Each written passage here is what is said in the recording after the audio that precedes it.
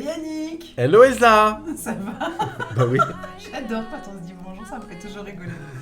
Aujourd'hui, le sujet, c'est la compréhension, et plus particulièrement la compréhension de soi. Alors Yannick, que t'inspire ce sujet? Mais je pense qu'il faut avoir pas mal de réflexion pour se comprendre. Ouais. Parce que si on n'est pas câblé pour l'auto-réflexion, l'introspection, on peut pas s'analyser, donc on peut pas se comprendre. Donc on a des modes de fonctionnement automatiques. Et en fait, c'est très compliqué d'avoir une connaissance de soi. Alors après, il y a des outils pour mieux se connaître. Oui. Mais sinon, il y a des personnes qui sont pas très capables de comprendre comment elles fonctionnent. Hein. Ouais. Et qui se sont jamais posé la question. C'est ça. Alors, pas très capable, j'irai peut-être pas jusque-là parce que je pense qu'on est tous capables. Après, Très bien, tu es plus positif que moi sur le sujet. Absolument, mais je pense qu'on est peut-être J'ai un doute. tous motivés à le faire en fait, ou conscients que c'est important de le faire. Parce que, par exemple, effectivement, quand on est dans un protocole de transformation, ou même quand on est dans une reconversion professionnelle ou qu'on fait un bilan de compétences, la partie la plus importante, c'est la connaissance de soi. Qu'est-ce que j'aime? Quelles sont mes zones d'aisance? Quelles sont mes aptitudes, mes soft skills, mon potentiel de départ?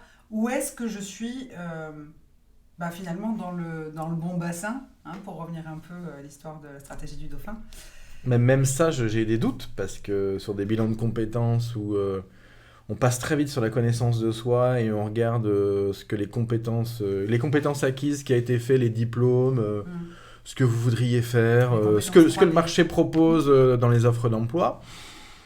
Si le bilan de compétences n'est pas approfondi sur la connaissance de soi, on peut vite passer à travers la connaissance de soi. Oui, c'est vrai. En fait, c'est ce qui fait le plus défaut. Et j'ai connu des personnes qui sont ressorties démotivées des bilans de compétences, parce que, en fin de compte, ils étaient motivés, on leur dit, ce serait bien de faire la même chose, peut-être dans une autre société, ou alors c'est peut-être toi qui as un problème, c'était très bien où tu es.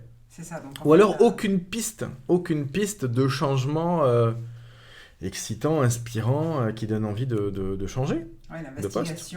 L'investigation sur ce qu'on aime réellement, donc vraiment dissocier et distinguer de ce qu'on peut avoir comme type de comportement ou d'attitude, parce que c'est ce qu'on disait dans une vidéo précédente, on s'identifie régulièrement à nos comportements, sachant que dans la plupart des cas, les gens ne sont pas conscients que leurs comportements sont branchés sur le pilote automatique blessure. Donc ils se disent qu'ils sont plutôt réservés, retranchés, discrets, machin, etc. Alors qu'en fait, c'est peut-être pas forcément leur personnalité, ça peut être une blessure de rejet. Une croyance. Oui. Leur système de pensée. Absolument. Leur systémique. Et en fait, ça n'est pas leur personnalité. Ça n'est pas non plus révélateur de leur potentiel ou de leur capacité.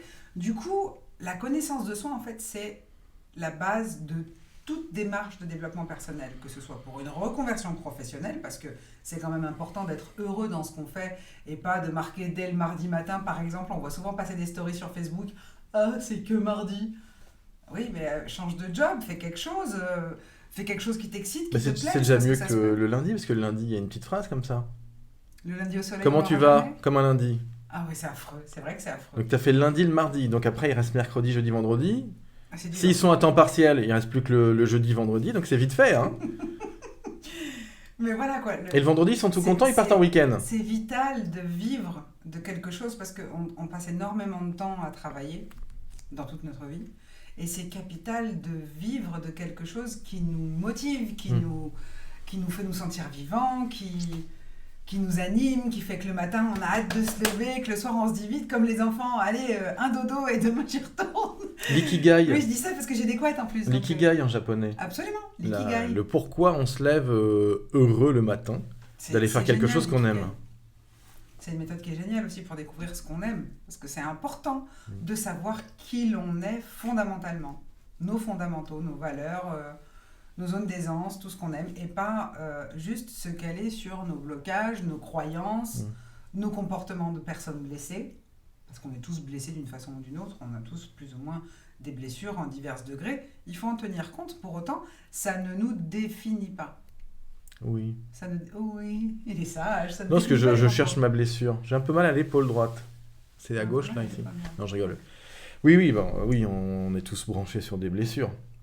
Ouais, et on n'en est pas Mais forcément conscient. voilà. Mais le but, c'est bien de les transpercer, Ouais. de les percevoir pour les transpercer.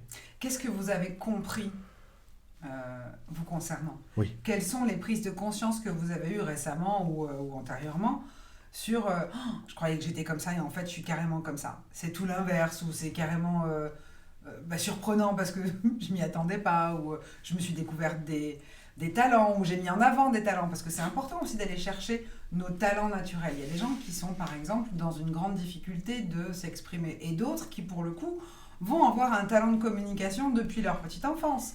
Parce que ça rejoint aussi ce que les gens peuvent penser de vous ou dire de vous depuis que vous êtes petit. Et c'est vrai que moi, quand j'étais petite, j'aimais bien faire des pestacles.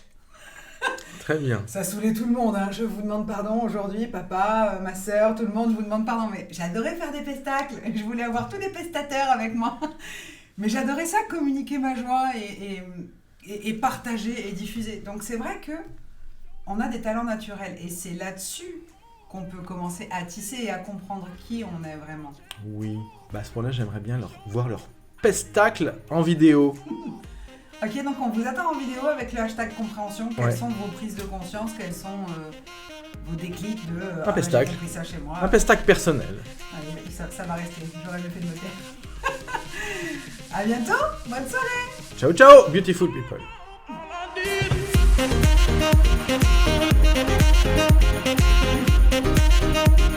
Thank you.